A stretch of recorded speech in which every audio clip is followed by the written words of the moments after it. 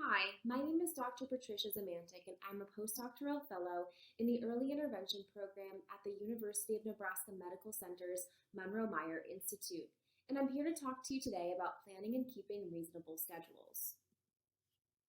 Your routines have probably changed, and that's okay. Stressful events like COVID-19 can impact appetite, sleep, energy levels, and so much more. There are probably many services and community activities that were once part of your normal routine that you just can't access right now. So what can we do? First, figure out a new schedule and routines that work for your family right now. This isn't your new forever routine, but something that meets the needs you have in the moment.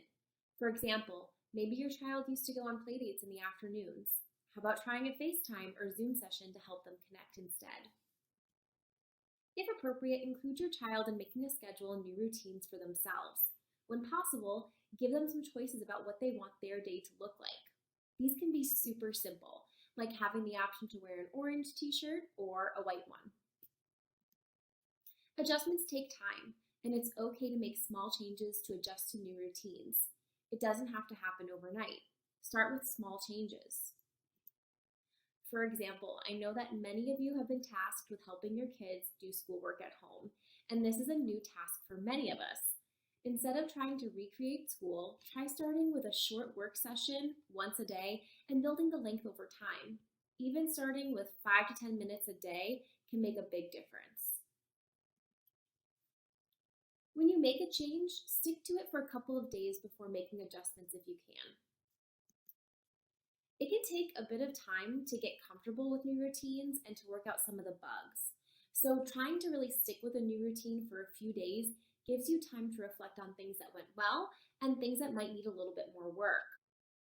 So, for example, maybe your new school routine went really well, but you got off schedule because you were missing something you needed, like glue. Be kind to yourself and pick your battles. No one has prepared for something like this. Now is the time to figure out if there are certain things that you can let go of, like certain routines or rules. It's okay for kids right now to have a bit more access to some of those items that are normally restricted. For example, many of us have set limits for kids surrounding technology use. It might be okay right now to let your kids have more iPad time or video game time. Remember, this is a really hard time for everybody, children and adults alike. Build in some quiet time for yourself if you can. It's okay to take care of yourself during this time too. Think of some things that your child can do independently or with minimal support. Even if it means extra iPad time, that's okay right now.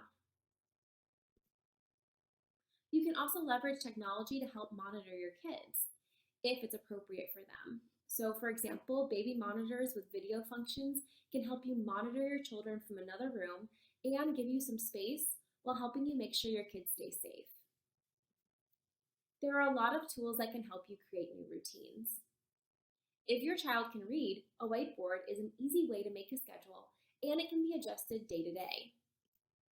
Other children might benefit from visual schedules, and this is especially true for our kids that might not be reading yet. There are many free, simple visual supports available from many websites, like these visuals from adayinourshoes.com.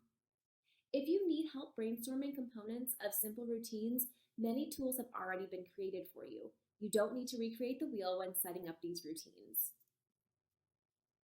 There are also a number of free or low-cost applications for smartphones and tablets that can be great tools. And of course, you can use real pictures from your home to make your own schedule as well.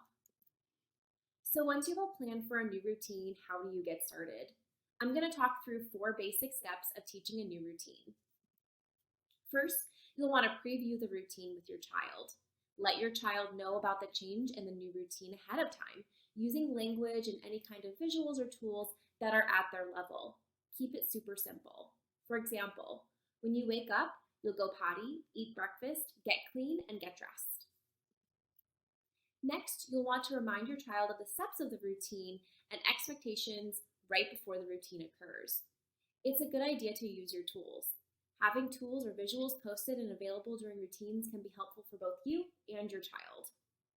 A reminder for a routine like this could be as simple as showing the child the visual and saying something like, okay, so you woke up, next you'll go potty, eat breakfast, get clean, and get dressed.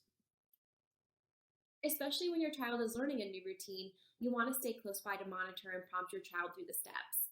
And you can use your tools to help prompt your child, like pointing to the pictures, providing verbal directions, like put the toothpaste on the toothbrush, providing a model of the step that your child can copy, or even providing a little bit of physical help if needed, like helping them squeeze the toothpaste onto the toothbrush. Over time, as your child becomes more successful, you can take out some of these extra prompts. For example, over time, you might only need to remind your child to check their schedule in order to get them to go through all the steps. Be positive, encourage praise, and reward effort. For example, even if your child needs help to complete the routine, you can thank them for letting you help them and trying the steps.